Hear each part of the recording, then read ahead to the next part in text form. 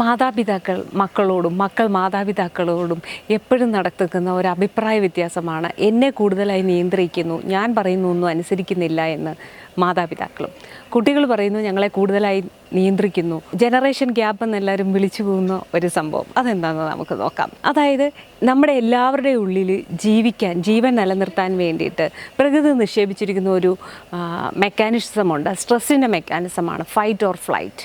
അതായത് ഒന്നിൽ മുമ്പിൽ നിൽക്കുന്നതിനെ അടിച്ചു വീഴിക്കുക, അല്ല അതിൽ നിന്ന് ഓടി രക്ഷപ്പെടുക. അപ്പോൾ എപ്പോഴും ഈ ഒരു സാധനം ഓണാണ്. അത് ചിലപ്പോൾ വന്യമൃഗങ്ങളെ കാണണമെന്ന് നിർബന്ധമൊന്നുമില്ല.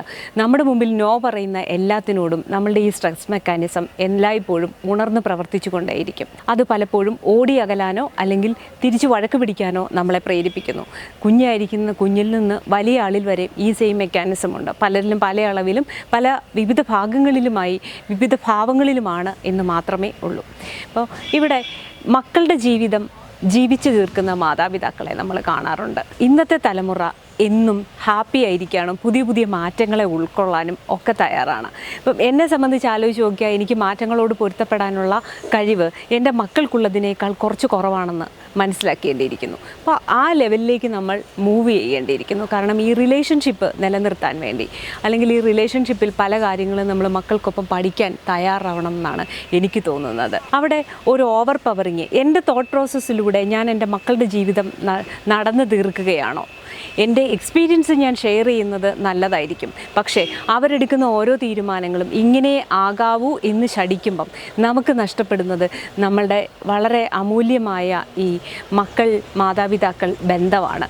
അപ്പോൾ കുട്ടികൾക്ക് തോന്നുന്നത് എന്താണെന്ന് ചോദിച്ചാൽ, നമ്മൾക്ക് കിട്ടിയ ഒരു ഭയം അല്ലെങ്കിൽ നമ്മൾക്ക് കിട്ടിയൊരു വാണിങ് എപ്പോഴും നമ്മൾ അവർക്ക് കൊടുത്തുകൊണ്ടേയിരിക്കുക.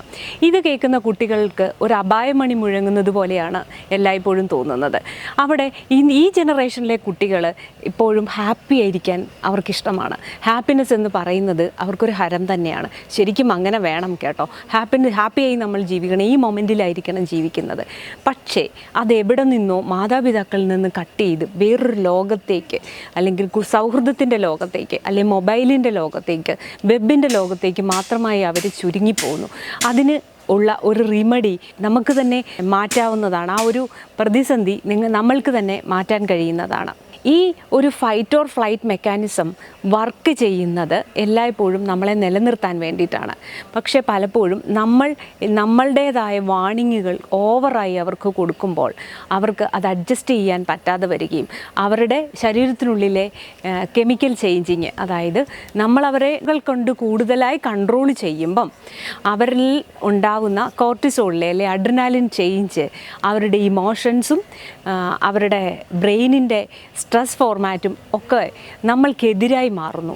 അതൊരു നാച്ചുറൽ മെക്കാനിസമാണ്. കാരണം അവർ മാതാപിതാക്കൾ എന്നതിനേക്കാൾ ഉപരി അവരുടെ ഹാപ്പിനെസ്സിൽ എത്തിച്ചേരുന്ന ഒരു സ്ട്രേഞ്ചറായാണ് നമ്മളെ കാണുന്നത്.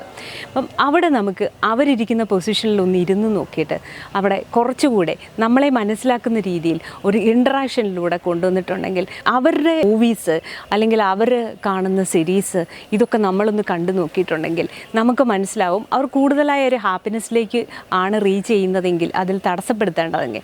എന്നാൽ പക്ഷേ ഈ ഒരു വെബിൻ്റെ ലോകത്ത് മാത്രമായി കുരുങ്ങിപ്പോകുന്ന ഈ ഒരു തലമുറ, പ്രത്യേകിച്ച് കൗമാരവും യൗവനവും, അവിടേക്ക് നമ്മളുടെ ഒരു ലൈവ്ലി ആയിട്ടുള്ള ഫാമിലി അറ്റ്മോസ്ഫിയർ എത്തിച്ചിട്ടുണ്ടെങ്കിൽ ഒരു പരിധിവരെയും അവരതിൽ നിന്ന് തിരിച്ചു വരും. അതിന് പകരമായി നമ്മളെപ്പോഴും ഒരു കണ്ടീഷനിങ്ങിൽ കിടക്കുകയും നമ്മളെപ്പോഴും കൺട്രോൾ ചെയ്യുകയും നമ്മളെപ്പോഴും അവർ ചെയ്യുന്ന എല്ലാത്തിനെയും ക്രിട്ടിസൈസ് ചെയ്യുകയും ചെയ്യുന്നതിന് പകരം അവർ ചെയ്യുന്നത് എന്താണെന്ന് അവരോട് തന്നെ ചോദിച്ച് മനസ്സിലാക്കിയാൽ നമ്മൾ കുറച്ചും കൂടെ അപ്ഡേറ്റഡ് ആയി നിൽക്കും. ഇന്ന് വരുന്ന ഓരോ സോഫ്റ്റ്വെയറുകളും ഓരോ റീലുകളും പോലും നമ്മളെ ഓർമ്മിപ്പിക്കുന്നതാണ്. അപ്പോൾ അവിടെ നമ്മൾ ഈ ഇനേർഷ്യ എന്ന് പറയുന്നത്, അതായത് ഇരിക്കുന്നോട് തിരിക്കാനായിട്ടുള്ള ഒരു എനർജി, ആ ഒരു ഫ്രിക്ഷൻ എല്ലാ മനുഷ്യരിലും ഉണ്ട്. അത് ഇനേർഷ്യ എന്നാണ് പറയുന്നത്. അതിനെ ഒന്ന് ഓവർകം ചെയ്തിട്ടുണ്ടെങ്കിൽ നമ്മളുടെ മാതാപിതാക്കളും മക്കളും തമ്മിൽ, പ്രത്യേകിച്ച് കൗമാരക്കാരും തമ്മിലുള്ള ബന്ധം വളരെ സുദൃഢമാകും. നമ്മൾ കൊടുക്കുന്ന ഓരോ നെഗറ്റീവ് വാണിങ്ങുകൾ കുഞ്ഞുങ്ങളും അവരുടെ മുമ്പിൽ അവരുടെ ബ്രെയിനിനുള്ളിൽ ഒരു അപായമണി മുഴക്കുന്നുണ്ട്.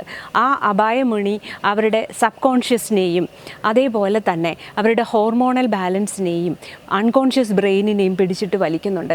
അവരറിയാതെ നടക്കുന്ന ആ ഒരു ഇൻറ്റേർണൽ കെമിക്കൽ വാറെന്ന് തന്നെ പറയാം. ആ വാറിനകത്താണ് നമ്മൾ മാതാപിതാക്കളെ അവർ കാണാതെ പോകുന്നത്. അല്ലാതെ ഇതൊരു സ്നേഹക്കുറവോ ദേഷ്യമോ ഒന്നുമല്ല.